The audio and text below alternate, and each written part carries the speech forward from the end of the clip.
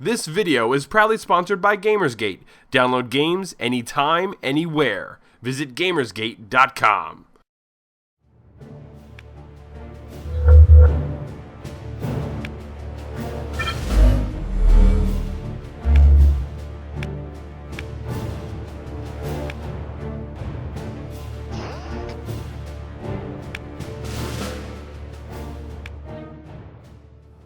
It is time to gather your armies and march to the sound of the guns as Europe is again engulfed in a struggle for supremacy among the continent's major powers.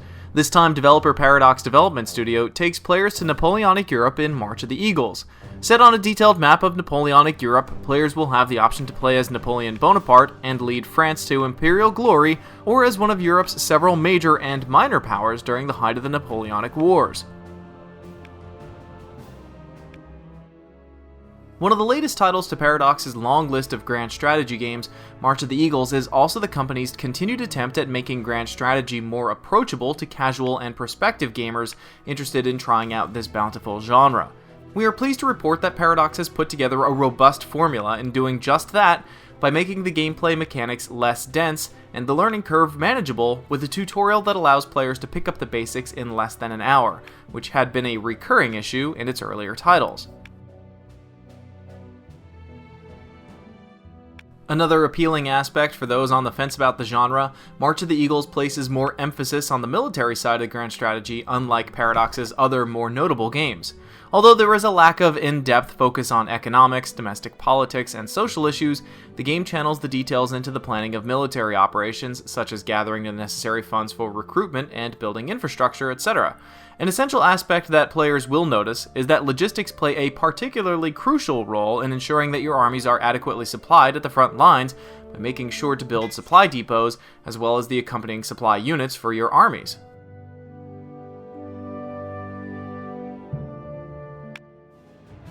In order to build up your forces, players can recruit different classes of land and sea units. The ability to customize the composition of armies and fleets is an appealing feature of the game that allows you to experiment in different strategies, highlighting the sandbox element of Paradox games without ever being overwhelming.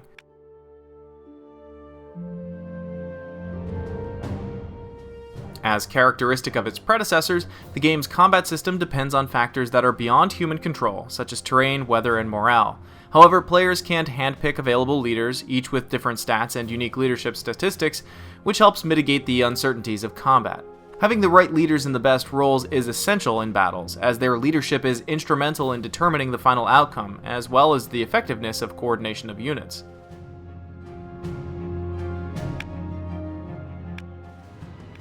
Another way to enhance the overall effectiveness of your military is through the game's ideas system, which is like a tech tree, but more general. Ideas are unlocked with idea points that are gradually gained through either battles or random historical events that occur through the campaign. Players are given a variety of predetermined ideas that can help improve overall technologies for logistics, military units, and better skills for leaders. In addition, each country has its own set of unique ideas that are geared towards their own military traditions. The idea system is probably one of the weaker aspects of the game, and there is little difference in variety from country to country. It would have been nice to see more in way of a specific doctrine or tactics, which Paradox utilized effectively in games like the Hearts of Iron series. Another new feature is the victory system, which is divided between land and naval objectives. This new system gives players a general approach for achieving total victory in the grand campaign, which provides the game with some structure in contrast to the typical open-ended element prevalent in previous games. March of the Eagles also features a diplomatic system, which is crucial to building wartime coalitions. Within this feature, players improve relations with other countries as well as declare war and providing military and financial support to allies. However, this feature seems oversimplified with elements missing such as the ability to send spies to conduct espionage missions or the ability to use political marriages to solidify alliances. Although these may seem complicated and overwhelming, these are unique elements that make diplomacy in grand strategy titles strong and effective, particularly in a crucial period of European history. Overall, March of the Eagles is a solid game with a balance of grand strategy basics and some of the characteristic in-depth gameplay seen in other titles within the Paradox arsenal. However, there are some oversimplifications in the diplomacy and the idea system, which could be easily fixed through patches and probably DLC. Also, the lack of a selection of scenarios outside of the grand campaign was also disappointing.